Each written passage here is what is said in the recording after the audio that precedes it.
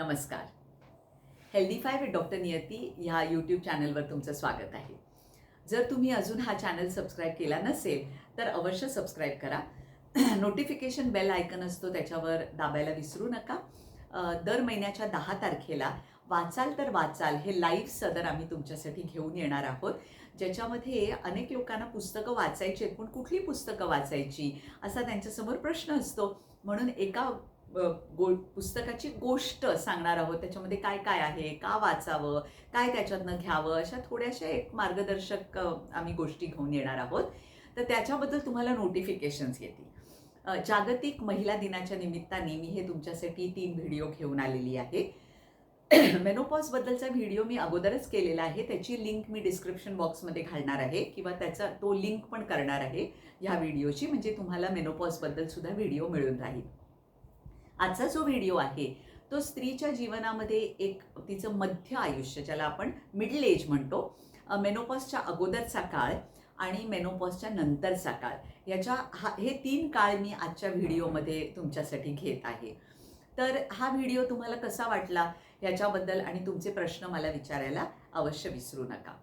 तर आजचा जो व्हिडिओ म्हणजे पहिल्यांदा मध्यकाळ, स्त्रीच्या आयुष्यामधला जो मध्यकाळ असतो, म्हणजे ती 30शी पासून 40शी पर्यंत किंवा म्हणू आपण अगदी 45व्या वयाच्या पर्यंत हा जो काळ असतो, त्याच्यामध्ये तिच्या जीवनामध्ये तिची नोकरी जी असते त्याच्यामध्ये ती एका पदावर पोचलेली असते.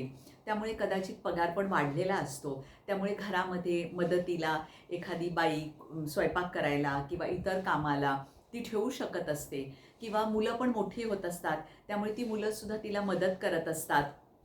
घरात इतर माणसंसुद्धा तिला मदत करतात. तिचा बाहेरचा जॉबसुद्धा खूपसा असा एका ठिकाणी बसून व्हायला लागतो, ज्याच्यामुळे तिला आता काम कमी होतं, त्यामुळे तिचं वजन वाढायला लागतं. अशा वेळी बायकांच्या समोर असा प्रश्न असतो की आता हे माझं वजन कशामुळे वाढायला लागलं. तर अशा वेळी तिने व्यायाम प्रकार बदलावेत. आहारसुद्धा थोडासा बदलावा, कमी करावा आणि व्यायाम प्रकार बदलावेत. व्यायाम प्रकार बदलल्याने परत शरीर पहिल्यासारखं शेलाटं व्हायला लागतं. म्हणजे मी म्हणते स्प्राउट्स खा, पण शरीराला पोटाला स्प्राउट व्हायला देऊ नका, पोट फ्लॅट राहील असं बघा. इतर पण तुमची चपळता, तुमची काम करण्याचा उत्साह हा सुद्धा कमी होता कामा नये. हा सुद्धा फिटनेसचाच एक भाग आहे, नाही का. त्याच्यानंतर येतं वय, ज्याला आपण प्री मेनोपॉझल म्हणतो. म्हणजे अगदी मेनोपॉजच्या जवळच्या वयाला पेरी मेनोपॉझल म्हणतात. तर प्री आणि पेरी मेनोपॉजमध्ये थोडासा फरक आहे. प्री मेनोपॉजमध्ये अनेक वेळा तिला, ज्याला मेन्स्ट्रुअल सिम्पटम्स असं म्हणतात, म्हणजे प्री मेनोपॉझल सिम्पटम्स, की अगदी पाळी यायच्या अगोदर चिडचिडेपणा होतो, तिला कधी कधी पोटात खूप दुखतं, कधी कधी अंगावरनं खूप जातं, अशा गोष्टी होऊ शकतात. या सगळ्या गोष्टीला एक अगदी महत्त्वाचा तोडगा म्हणजे तुम्ही व्यायाम जर केलात तर ना तुम्हाला हे सगळे त्रास अजिबात होणार नाहीत. मी बघितलेलं आहे की ज्या बायका नियमित व्यायाम करतात त्यांना PMS आणि प्री मेनोपॉझल आणि पेरी मेनोपॉझल अजिबात त्रास होत नाही. त्यामुळे व्यायाम तुमच्या जीवनामध्ये घाला.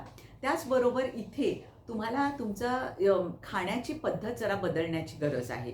म्हणजे अशा वेळी तुम्ही असं जाणायला पाहिजे की आता आपल्याला गहू आहे, तांदूळ आहे, ज्वारी, बाजरी ह्या सगळ्या गोष्टींची एवढी गरज नाही आहे. त्या गोष्टी थोड्या कमी केल्यात, भाजी, आमटी, कोशिंबीर हे जास्त खायला लागलात, फळं वेगळ्या वेगळ्या प्रकारची, इतर नट्स, ड्रायफ्रूट्स हे सगळं खायला लागलात तर तुमच्या जीवनामध्ये खूप फरक पडतो.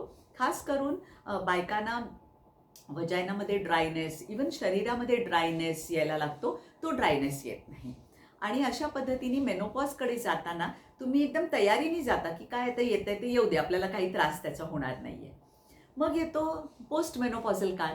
पोस्ट मेनोपॉझल काळामध्ये बायकांना अंगावरती तर अनेक वेळा आपण बघतो की त्यांचा चेहरा पण असा वृद्ध दिसायला लागतो, कातडी वृद्ध दिसायला लागते. तर त्याच्यासाठी ना तुम्ही जर नियमित अगोदर व्यायाम करत होतात आणि वजनं वगैरे उचलत होतात तर वजनं उचलायची बंद करू नका. एवढी जास्त वजन नका उचलू, कमी वजनं उचला, पण त्याचे रिपिटेशन्स जास्त करा. अशा पद्धतीने व्यायाम करून पोस्ट मेनोपॉझल पण आपण एकदम सुदृढ आणि अगदी फिट राहू शकतो. म्हणजे फक्त तरुण दिसण्यासाठी नाही, पण आपण जे काम करतो ते अगदी चांगल्या पद्धतीने आपलं काम व्हावं, आपण दमून जाऊ नये आणि दमून मरून स्वतःला खेचून काम करू नये, आनंदाने काम करावं. ह्याच्यासाठी शरीर तरुण राहणं आवश्यक आहे. नुसतं तरुण दिसणं म्हणजे तरुण राहणं नाही.